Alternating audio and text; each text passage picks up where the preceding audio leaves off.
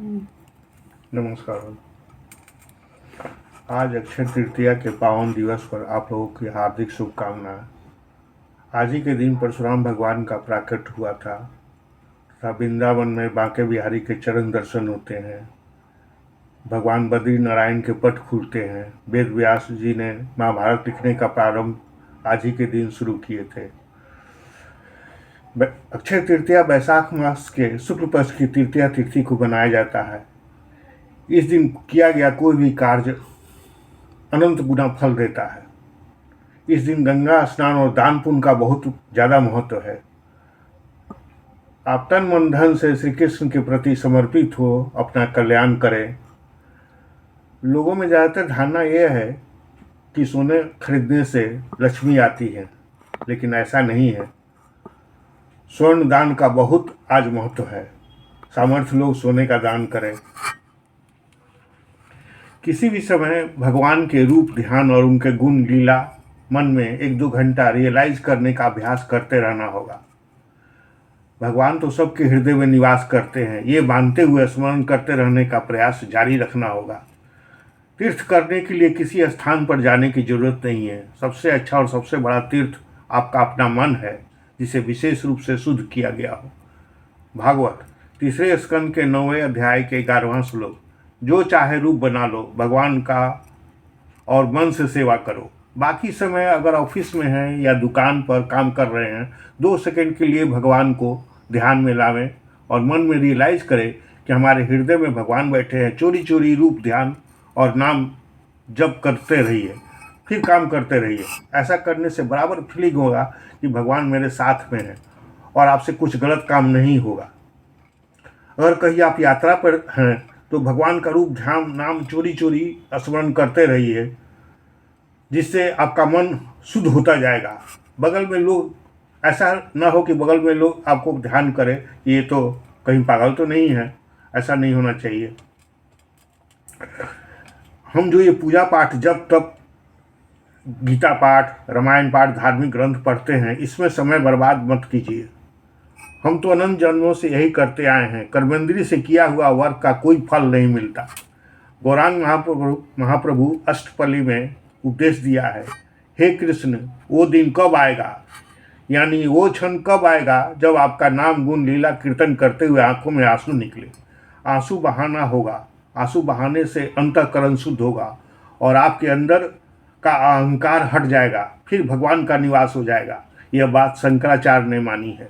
उन्होंने कहा है, ऐसे मन से भक्ति करो कि भगवत हृदय में प्रकट हो जाए, ताकि वो हटे नहीं।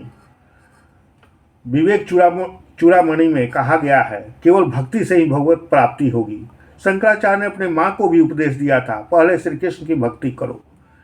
यही उपासना बढ़ते हुए श्याम सुंदर से दर्शन की व्याकुलता हो जाए कि एक क्षण युग के समान लगे। मूर्ति 8 प्रकार की होती है, उसमें एक मनोमयी रूप बनाकर ध्यान कीजिए। 11वें स्कंद के 27वें अध्याय का 12वां श्लोक। मूर्ति में भी भावना ला सकते हैं।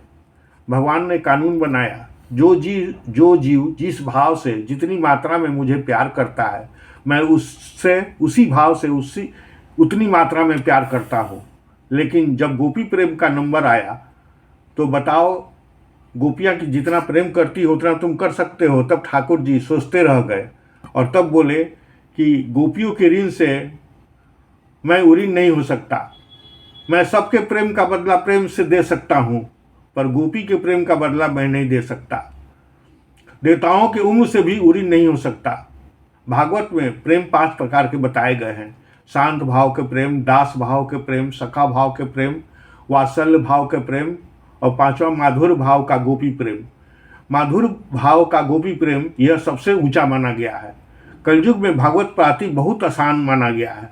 न जंगल में तपस्या करना है, न गुरु के आश्रम में रहना है। बस जैसे माँ बाप भाई बहन बेटा बेटी को प्यार करते हैं, वैसे ही उस प्यार को भगवान की तरफ डाइवर्ट कर देना है। अपने मन को शुद्ध बना लीजिए। हाँ, एक बात ध्यान देने जो, अहंकार भक्ति प्राप्ति में बहुत बड़ा बाधक है। भागवत उद्धव भगवान के बराबर ज्ञानी माने गए हैं। तीसरे स्कंद के चौथे अध्याय का 31वां श्लोक। उद्धव जी कृष्ण से प्रश्न करते हैं, संसार में कल्याण के इतने मार्ग क्यों बनाए गए हैं? तब भगवान उत्तर दे रहे हैं 11वें स्कंद के 14वें अध्याय का पहला श्लोक। जितने भी मार्ग बताए गए हैं उनसे लक्ष्य की प्राप्ति नहीं होगी। मैं केवल एक भक्ति से ही प्राप्त हूँ, और जब मैं प्राप्त होऊंगा तो मेरी कृपा से माया जाएगी और दिव्यानंद मिलेगा। कोई जब तप साधना धर्म कर्म से मुझे नहीं प्राप्त कर सकता। बस स्वर्ग तक जाओगे और माया साथ में। सुखदेव परमहंस संक्षेप में 3 ही भक्ति बताई। दूसरे स्कंद के पहले अध्याय का 5वां श्लोक। श्रवण, कीर्तन और मन से भगवान का स्मरण। इन तीनों में मन से भगवान का स्मरण ही प्रमुख है। ठाकुर महाशय ने कहा था, ये मेरे प्राण के समान है। ब्रह्मा जी ने भी 3 बार वेदों को मत कर हम लोग को सार बताया, केवल भगवान का निरंतर स्मरण मन से करो। कुछ मत पढ़ो सुनो, कुछ ध्यान मत दो इधर उधर। 11वें स्कंद के 14वें अध्याय का 15वां श्लोक। मैं निष्काम भक्तों से जितना प्यार करता हूँ उतना ब्रह्मा, शंकर, मेरे भाई बलराम तथा अपनी श्रीमती और अपनी आत्मा से भी नहीं करता हूँ। 11वें स्कंद के 14वें अध्याय का 16वां श्लोक। मैं भक्तों के पीछे पीछे चलता हूँ ताकि उनके चरण धूलि मुझ पर पड़े और मैं पवित्र हो जाऊँ। जानबूझकर बिना किसी मतलब के किसी की हत्या करना और किसी सगे संबंधी का जमीन धन हड़पना, ये तो भगवान भी माफ नहीं करते हैं। जय हिंद, जय भारत।